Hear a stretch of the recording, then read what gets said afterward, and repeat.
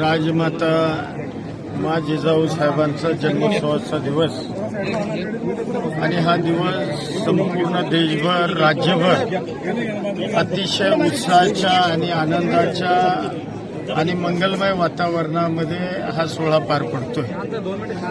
खरं तर मी पहिल्यांदा या जिल्ह्याचा पालकमंत्री झालो आणि पहिलंच वर्ष की मला आज राजमातांच्या या वाड्यामध्ये आणि त्यांच्या प्रतिमेचं दर्शन घेण्याचा योग मी पालकमंत्री झाल्यानंतर सुद्धा पहिल्यांदा ज्या वेळेला जिल्ह्यामध्ये पाऊल ठेवलं त्यावेळेला पहिल्यांदा मी सिंदखेड राजाला येऊन राजमातांच्या प्रतिमेचं दर्शन घेतलं, आशीर्वाद घेतले आणि खऱ्या अर्थानं तिथूनच या जिल्ह्याचं पालकमंत्रीपद भूषवत असताना एक प्रकारची प्रेरणा, ऊर्जा मला या ठिकाणावरून मिळाली।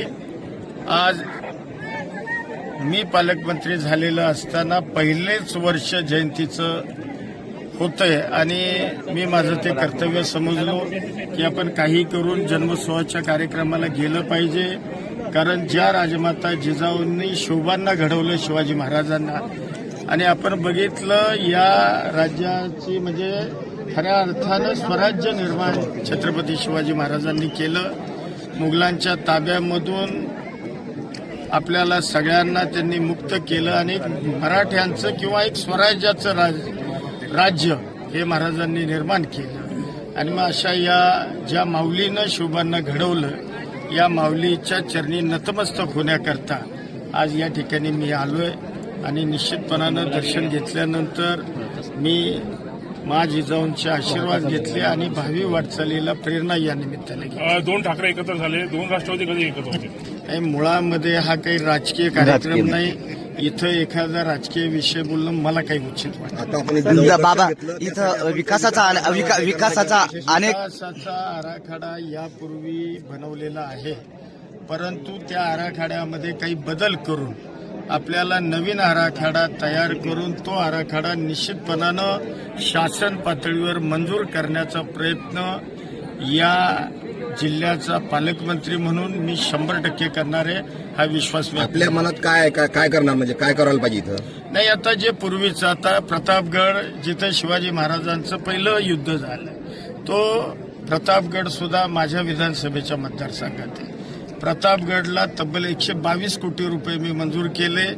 त्या ठिकाणी जे पूर्वी महाराजांची सदर असेल, महाराजांच्या ज्या सगळे एकूण जे तिथं असणारे इन्फ्रास्ट्रक्चर हे पुन्हा आम्ही त्या ठिकाणी उभं करतोय। तशाच पद्धतीनं हा वाडा, या वाड्यातलं असणारं एकूण पूर्वीचं जे काही पूर्वीच्या लेखकांनी जे काही लिहिलेलं आहे वाड्याचं एकूण वैभव, ते वैभव पुन्हा प्रत्यक्ष उभं करण्याचं काम हे तुम्हाला मला सगळ्यांना करावं लागेल। आपल्याकडून बऱ्याच अपेक्षा आहे मातृत्व जनतेला की जसं की पंढरपूरच्या धर्तीवर या ठिकाणी मुख्यमंत्र्यांच्या हस्ते पूजा व्हायला पाहिजेत, इथं जिजाऊंचं जन्मस्थळ राष्ट्रीय स्मारक म्हणून घोषित झालं पाहिजेत, या अनुषंगानं आपण काय करणार? नाही, निश्चितपणानं जी मागणी लोकांची आहे त्या लोकांची मागणी मी मुख्यमंत्री महोदयांच्या, दोन्ही उपमुख्यमंत्री महोदयांच्या कानावर घालेन आणि आपली भावना मी निश्चितपणानं त्यांच्यापर्यंत पोचवून त्यांना या संदर्भामध्ये विनंती नक्की करेन। सर, जे तुम्ही पालकमंत्री झाल्यापासून